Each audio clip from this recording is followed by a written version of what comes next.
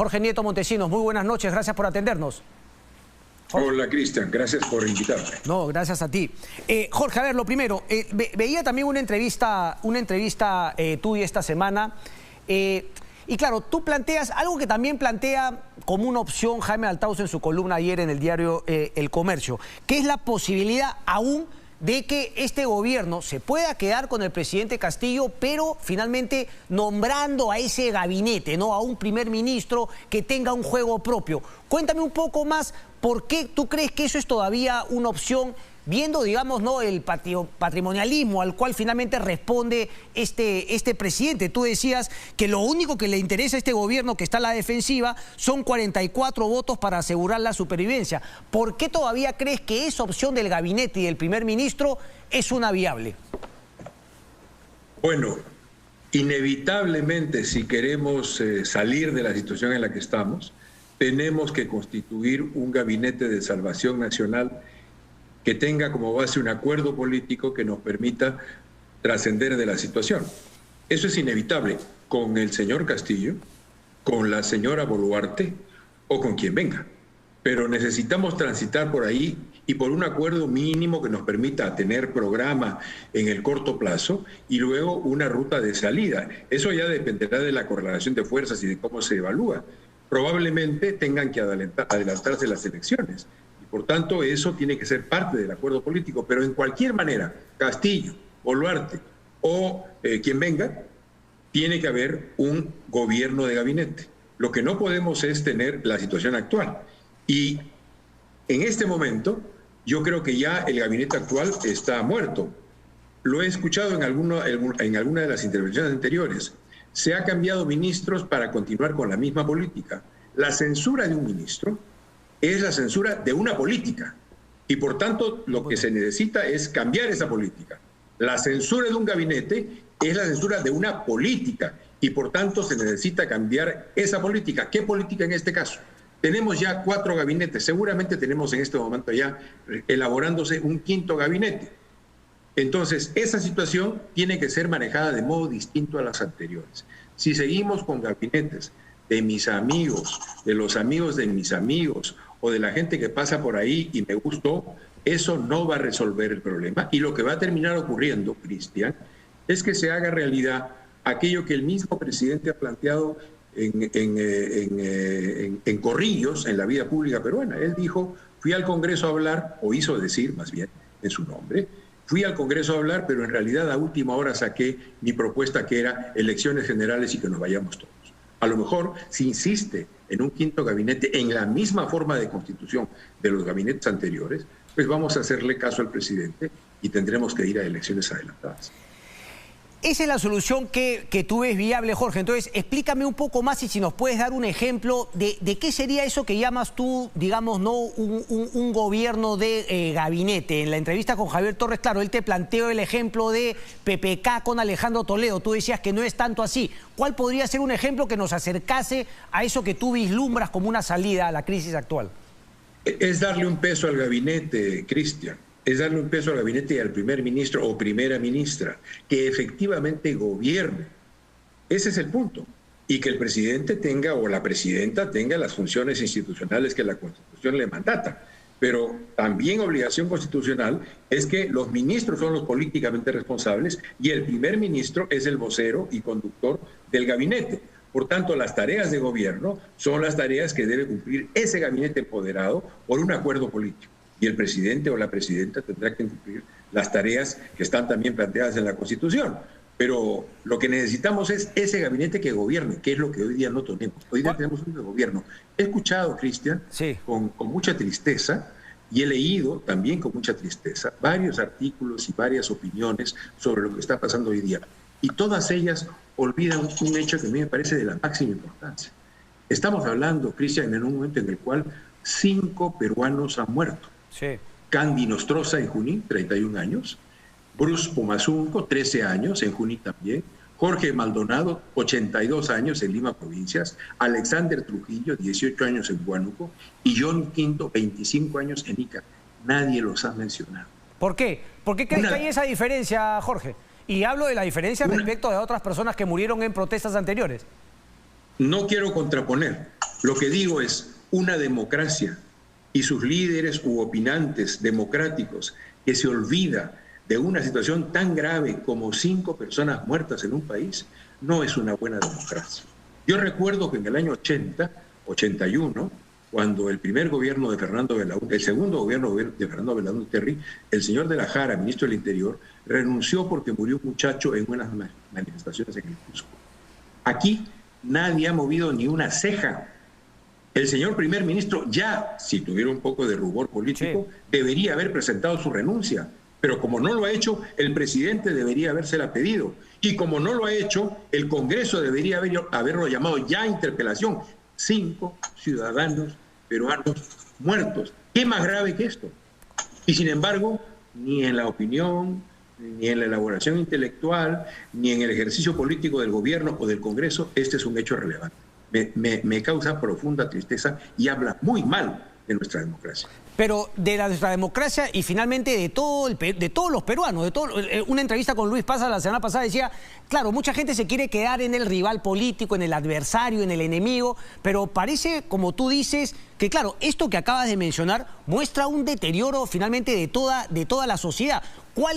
Esa es una salida más de fondo. ¿Cómo crees que puede cambiar más allá de la opción que me has dicho para salir de esta crisis que significa este gobierno actual? Pedro Castillo. Claro, esta crisis tiene que ver con esta situación y ya te he planteado una salida política. Hay otras que tienen que ver con los temas económicos. Para mí no hay más salida en la parte económica frente a las demandas que están planteadas que intercambiar el ingreso de dólares que tenemos por cobre y comprar con eso paz social. Pero además comprar no solamente paz social, que es el corto plazo, sino comprar tiempo. En el caso de los transportistas, para asociar estos apoyos que están consiguiendo, más allá de los apoyos ilegales que no deberían ser otorgados, pero los apoyos que atienden demandas legítimas, debería ser acompañado con un gran programa de financiación de una transformación del parque automotor del transporte público en el Perú. Necesitamos hacernos cargo de la transición energética. Otras ciudades en la región ya lo están haciendo y están transformando su transporte público en buses y camiones eléctricos o de energía solar. Tenemos que hacer eso en el Perú. Y en el caso de los agricultores, con todas las dificultades que hay en este conjunto de problemas, tendríamos que transitar o recuperar un viejo proyecto que lo pensamos cuando se planteó el gas de camisea, industria de fertilizantes. Necesitamos producir industria de fertilizantes. Tenemos todo para hacerlo, pero tenemos que plantearlo ahora comprando paz social, pero al mismo tiempo comprando tiempo para desarrollar los proyectos que se necesitan. Ahora, en el largo plazo, Cristian, lo que necesitamos es renovar moral, ética y políticamente nuestros liderazgos.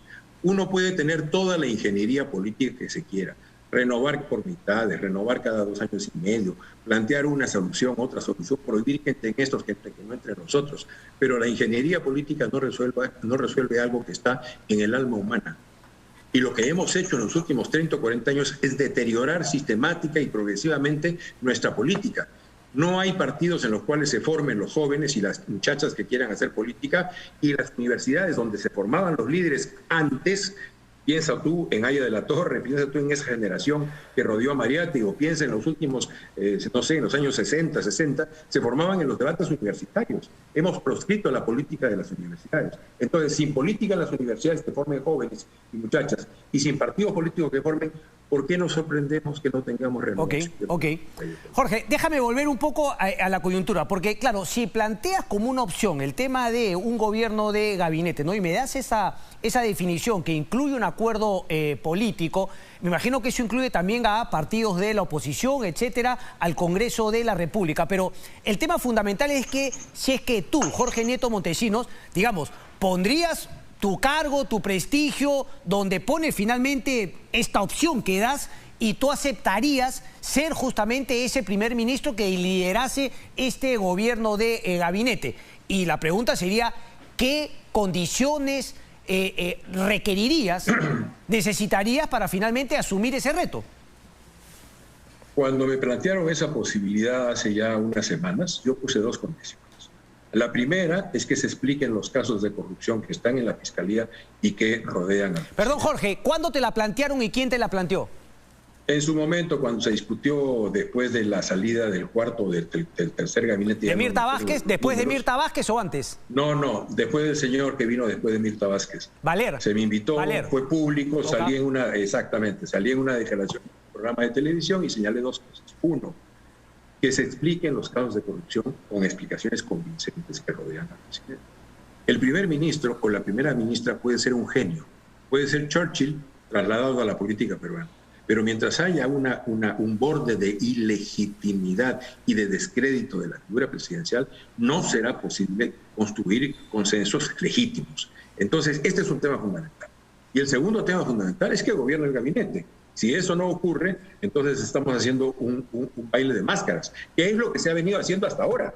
Te lo menciono en el caso de los ministros. Se cambian ministros, pero se mantienen las políticas. La censura de ministros es para cambiar políticas, no solo personas. Ahora, en este caso en concreto, en esta situación, yo creo que ya el gabinete actual debe tener reemplazo y el primer ministro debe tener reemplazo. Me imagino que están en esa situación en este momento. Pero si no es así, el Congreso tendría que hacer lo suyo.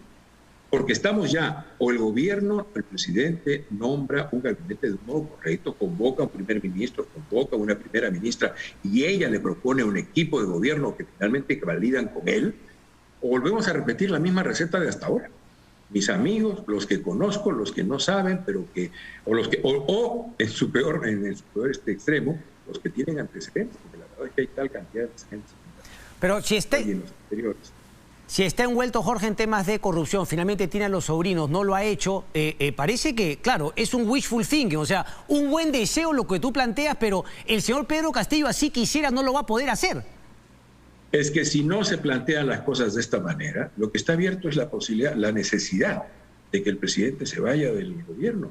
Y él mismo lo ha planteado, no solamente yo u otras gentes. Él ha dicho que no, que fue al Congreso con la intención de pedir un adelanto de elecciones. No lo ha dicho él, lo ha hecho decir en su nombre y no lo ha desmentido, o sea que lo ha dicho él, que fue al Congreso para pedir que hubiera adelanto de elecciones, pero que quiso darle una última oportunidad. Sí, pero parece que no lo habían hablado, ¿no? Yo se lo pregunté a algunos congresistas, lo habían hablado en un grupo pequeño, es decir, parece que fue un bluff también de Aníbal Torres, que ya nos vamos acostumbrando finalmente a cómo no, finalmente se va de boca y arma algunos papeles. Pero el presidente no lo ha desmentido. El presidente no lo ha desmentido y quien calla otorga. Okay. Bueno, en este caso más grave, pues, porque si su primer ministro está diciendo que el presidente piensa o pensaba que debería haber adelanto de elecciones y no lo defiende, bueno, ya la falta de liderazgo es pues clarísima. Jorge, solamente una última. Entonces, ¿te parece que, claro, lo ideal desde tu punto de vista sería este gobierno de gabinete que planteas, mejor aún que ir a un adelanto de elecciones que tampoco tendríamos control de nada de lo que podría pasar? Porque finalmente, si nada ha cambiado y haces exactamente lo mismo, lo más probable es que tengas el mismo resultado. Es decir, ¿esa primera opción te parece mejor que el adelanto de elecciones y volver a tirar los dados? Porque hay que construir salidas, incluso para hacer adelanto de elecciones hay que llegar a acuerdos. Si nosotros decimos hoy día, como lo dice ya en este momento mucha gente en el país, que se vayan todos, sí, alguna modificación tiene que haber para que ese que se vayan todos no signifique que vuelvan los mismos. Por ejemplo, construir otras ofertas políticas. En mi caso, con otros ciudadanos, estamos tratando de construir el Partido del Buen Gobierno como partido, con líderes enraizados en la sociedad, con capacidad de formación de liderazgos, con propuestas y con programas, con políticas. Analizamos permanentemente todo lo que está pasando en el gobierno y tenemos opinión sobre los puntos distintos que hay en el gobierno. Pero es un esfuerzo, hay otros, si no hay ofertas políticas nuevas. Si la gente no participa y toma su lugar en la política, los pícaros y los corruptos seguirán mandando en el país. Con esa termino. Me has tirado algunas frases, digamos, ya en modo candidato, Jorge. ¿Cómo va finalmente la inscripción del grupo partidario, del partido político, para que puedan participar? Estamos avanzando, no es muy fácil, porque la situación es muy adversa en la sociedad, pero estamos avanzando, vamos a hacer esfuerzo y vamos a persistir. Y vamos finalmente a terminar inscribiendo el Partido del Buen Gobierno y encontrando una forma de participar en la política peruana con opciones distintas. El Partido del Buen Gobierno es hoy día un espacio abierto para toda la gente honesta que quiera hacerse cargo de su lugar en la historia. Okay. Si nosotros no participamos, los pícaros, los corruptos seguirán haciendo lo que les da la gana. Solamente un hipotético caso. Si fueses hoy congresista, ¿tú habrías votado a favor de la vacancia? ¿Votarías por la vacancia? Ese puntual. Tal como fue planteada la vacancia desde el comienzo, me pareció siempre un error. No fue una medida política, fue una obsesión. Cuando uno coloca alternativas políticas en el debate público, tiene que tomar en cuenta las correlaciones. Las dos veces ha fracasado y no ha llegado ni siquiera de cerca a la cifra que se requería.